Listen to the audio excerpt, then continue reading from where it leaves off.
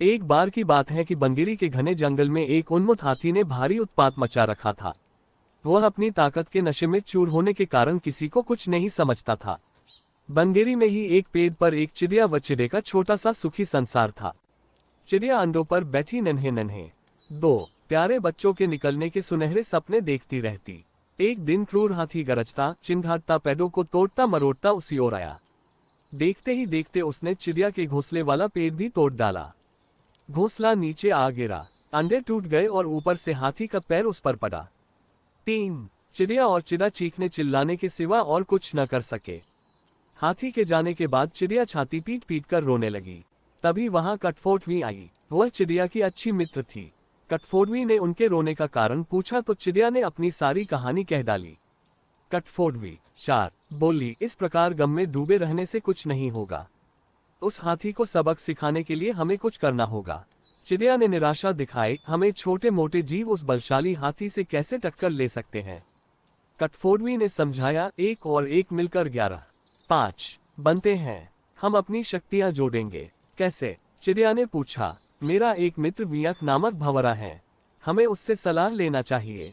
चिड़िया और कटफोड़वी भंवरे से मिली। भंवरा गुनगुनाया, ये तो बहुत बुरा हुआ। मेरा एक मेढक 6 मित्र हैं, आओ उससे सहायता मांगे। अब तीनों उस सरोवर के किनारे पहुंचे जहां वह मेघ रहता था। भंवरे ने सारी समस्या बताई। मेढक भर्राए स्वर में बोला, आप लोग धैर्य से जरा यहीं मेरी प्रतीक्षा करें, मैं गहरे पानी में बैठकर सोचता हूँ। 7 ऐसा कहकर मेढक जल में कूद गया। आधे घंटे बाद वह पानी से बाहर आया तो उसकी आंखें चमक रही थी।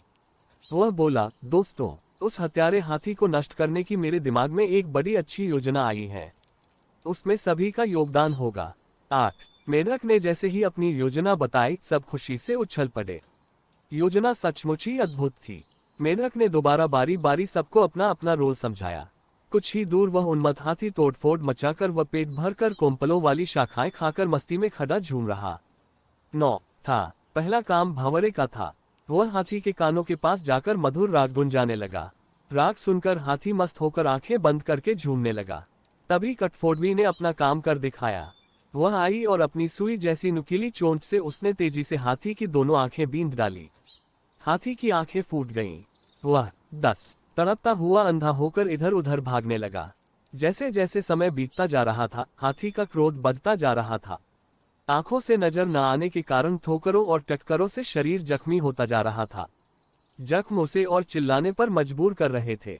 चिड़िया कृतज्ञ स्वर में मेघ से बोली, भैया मैं आजीवन 11 तुम्हारी आभारी रहूंगी, तुमने मेरी इतनी सहायता कर दी।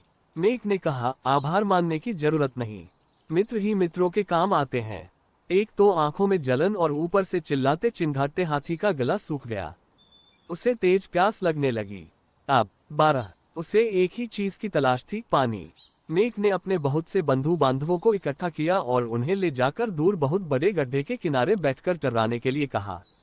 सारे मेघ टर्राने लगे। मेघ की टर्राहट सुनकर हाथी के कान खड़े हो गए। वह 13 ये जानता था कि मेघ जल स्रोत के निकट ही वास करते हैं। वह उसी दिशा में चल पड़ा। टर्राहट और तेज होती जा रही थी। प्यासा हाथी और तेज भागने लगा। जैसे ही हाथी गड्ढे के निकट पहुंचा, मेघों ने पूरा जोर 14 लगाकर टर्राना शुरू किया। हाथी आगे बढ़ा और विशाल पत्थर की तरह गड्ढे में गिर पड़ा, जहां उसके प्राण पखेरु उठते देर न लगे। इस प्रकार उस अहंकार में डूबे हाथी का अंत हुआ। सीखा 1 एकता में बल है। 2 अहंकारी का देर या सबेर अंत होता ही है।